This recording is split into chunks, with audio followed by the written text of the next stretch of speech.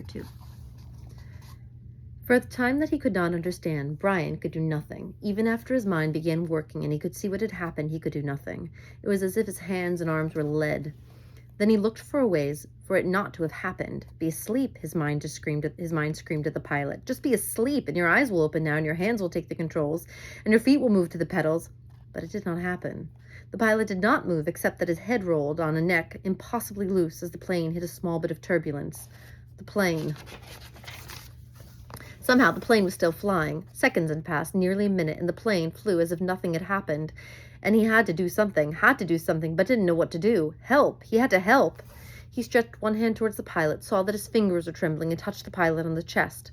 He did not know what to do. He knew there were procedures, that you could do mouth-to-mouth on victims of heart attacks and push their chests, CPR, but he did not know how to do it, and in any case, he could not do it with the pilot, who was sitting up in his seat and still strapped in with a seatbelt, so he touched the pilot with the tips of his fingers, touched him on the chest and could feel nothing, no heartbeat, no rise and fall of breathing, which meant that the pilot was almost certainly dead.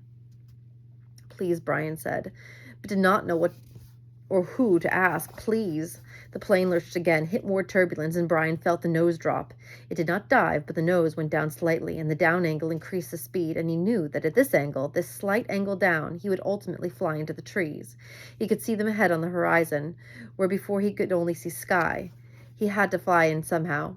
He had to fly the plane. He had to help himself.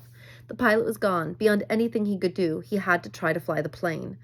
He turned back to the seat, facing the front, and put his hand, still trembling, on the control wheel, his feet gently on the rudder pedals. You pulled back on the stick to raise the plane. He knew that from reading. You always pulled back on the wheel. He gave it a tug, and it slid back towards him easily, too easily. The plane, with the increased speed from the tilt down, swooped eagerly up and drove Brian's stomach down. He pushed the wheel back in. Went too far this time. The plane's nose went below the horizon. The engine speed increased with a shallow dive. Too much. He pulled back again, more gently this time, and the nose floated up again. Too far, but not as violently as before. Then down a bit too much, and up again as before. Then down a bit too much, and up again, very easily, and the front of the engine cowling settled.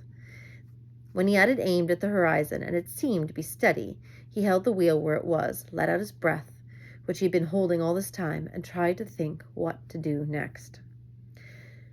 It was a clear blue sky day with fluffy bits of clouds here and there, and he looked out the window for a moment, hoping to see something, a town or village, but there was nothing. Just the green of the trees, endless green, and lakes scattered more and more thickly as the plane flew where? He was flying, but he didn't know where. He had no idea where he was going. He looked at the dashboard of the plane, studied the dials, and hoped to get some help, hoped to find a compass.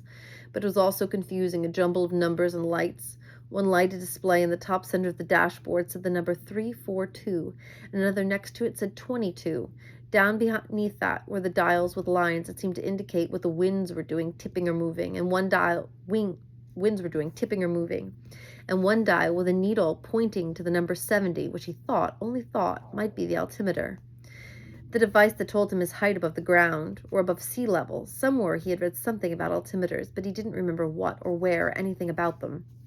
Slightly to the left and below the altimeter, he saw a small rectangular panel with a lighted dial and two knobs. His eyes had passed it over 2 or 3 times before he saw what was written in tiny letters on top of the panel. Transmitter 221 was stamped in the metal, and it hit him finally that this was the radio. The radio, of course, he had to use the radio. When the pilot had been hit that way, he couldn't bring himself to say the pilot was dead, couldn't think it. He had been trying to use the radio. Brian looked at the pilot. The headset was still on his head, turned sideways a bit from his jamming back into the seat, and the microphone switch was clipped to his belt. Brian had to get the headset from the pilot. He had to reach over and get the headset from the pilot, or he would not be able to use the radio to call for help. He had to reach over. His hands began trembling again. He did not want to touch the pilot, did not want to reach for him. But he had to get the radio. He lifted his hands from the wheel just slightly and held them waiting to see what would happen. The plane flew on normally, smoothly. All right, he thought, now to do this thing. He turned and reached for the headset, slid it from the pilot's head, one eye on the plane, waiting for it to dive. The headset came easily, but the microphone switch to the pilot's belt was jammed in, and he had to pull it to get loose. When he pulled, his elbow bumped the wheel and pushed it in, and the plane started down in a shallow dive. Brian grabbed the wheel and pulled it back, too hard again. The plane went through another series of stomach-wrenching swoops up and down before he could get it under control. When things had settled again, he pulled at the mic and once more, at last, jerked the cord free. It took him another second or two to place the headset on his own head and position the small microphone tube right in front of his mouth. He had seen the pilot use it, had seen him depress the switch at his belt, so Brian pushed the switch in and blew into the mic. He heard the sound of his breath in the headset. Hello? Is anybody listening to this? Hello?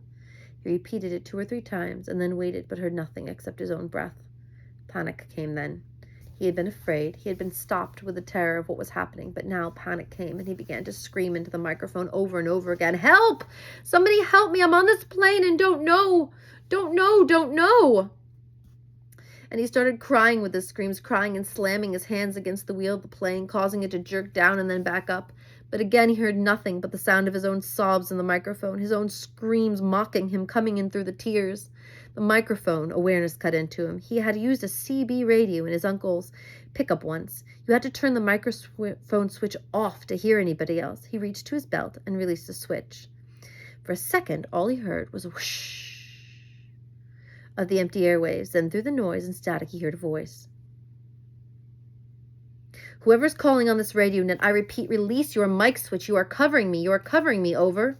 He stopped it, and Brian hit his mic switch. I hear you, this is me. He released the switch. Roger, I have you now. The voice was very faint and breaking up. Please state your difficulty and location, and say over to signal the end of the transmission. Over. Please state my difficulty, Brian thought. God, my difficulty. I'm in a plane with a pilot he can't fly. I don't know how to fly. Help me, help. He turned off his mic without ending the transmission properly. There was a moment's hesitation before the answer. Your signal is breaking up, and I lost most of it. Understand, pilot can't fly, correct? Over? Brian could barely hear him now, heard mostly noise and static. That's right, I can't fly. The plane is flying now, but I don't know how much longer. Over?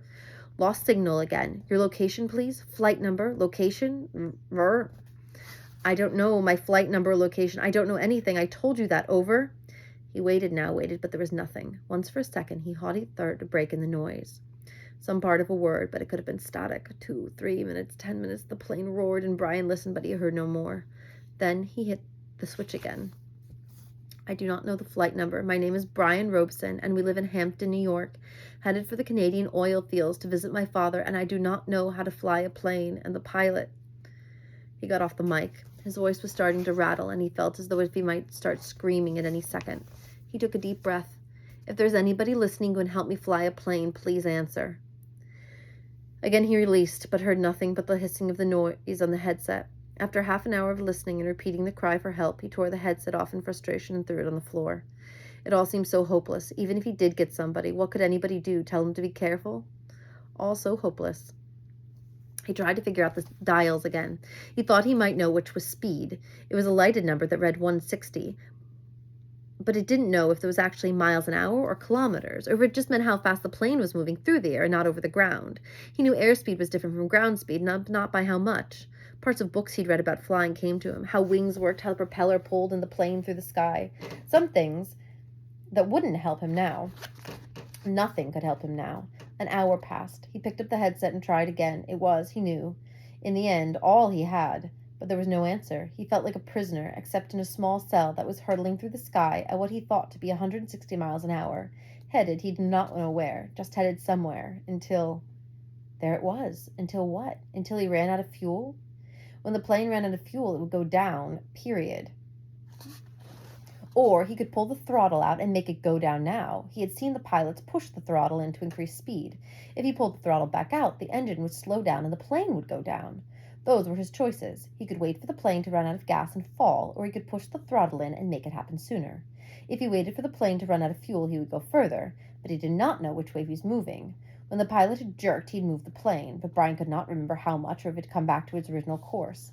Since he did not know the original course anyway, and could only guess at which display might be the compass, the one reading 342, he did not know where he had been or where he was going, so it didn't make much difference if he went down now or waited. Everything in him rebelled against stopping, and the engine was falling now. He had a vague feeling that he was wrong to keep heading as the plane was heading, a feeling that he might be going off in the wrong direction, but he could not bring himself to stop the engine and fall. Now he was safe, or safer than if he went down. The plane was flying. He was still breathing. When the engine stopped, he would go down. So he left the plane running, holding altitude, and kept trying the radio. He worked out a system. Every 10 minutes, by the small clock built into the dashboard, he tried to radio with a simple message. I need help. Is anybody listening to me?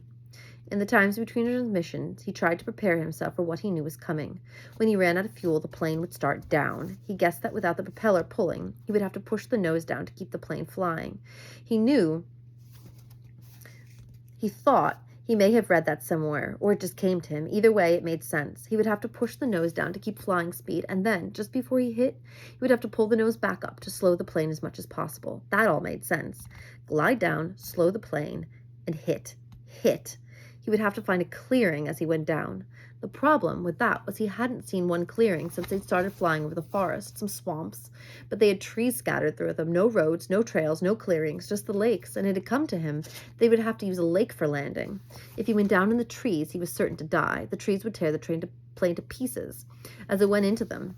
He would have to come down into the lake. No, on the edge of a lake. He would have to come down near the edge of a lake and try to slow the plane as much as possible just before he hit the water. Easy to say, he thought, hard to do. Easy say, hard do. Easy say, hard do. It became a chant that beat with the engine. Easy say, hard do. Impossible to do. He repeated the radio call 17 times at 10-minute intervals, working on what he would do between transmissions. Once more, he reached over to the pilot and touched him on the face, but the skin was cold, hard cold, death cold. And Brian turned back to the dashboard. He knew what he could.